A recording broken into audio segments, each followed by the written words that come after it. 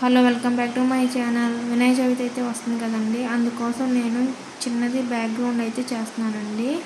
Lotus flower షేప్లో ఇలా అయితే అవుట్లైన్ డ్రా చేసుకుంటున్నానండి.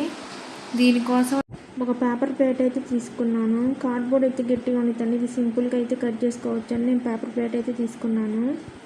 ఇలా అవుట్లైన్ డ్రా చేసిన తర్వాత ఇలా కట్ చేసేసుకొని నెక్స్ట్ ఇంకా పెయింటింగ్స్ అయితే వేస్తానండి.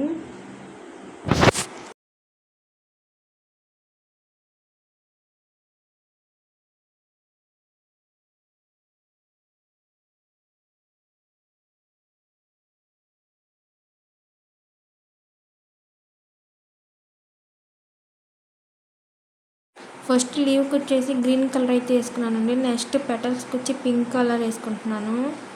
అండ్ అవుట్లైన్ వచ్చేసి రెడ్ కలర్తో హైలైట్ చేస్తున్నానండి, షేడ్స్ కనిపిస్తాయని.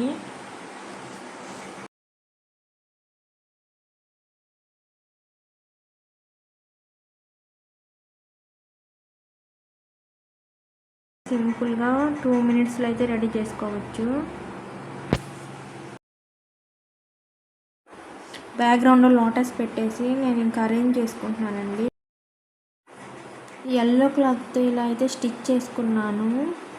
అండ్ పిల్లోస్ కూడా నేనే స్టిచ్ చేసుకున్నానండి. ఇలా అయితే సింపుల్గా డెకరేట్ చేసుకోవచ్చు మనం.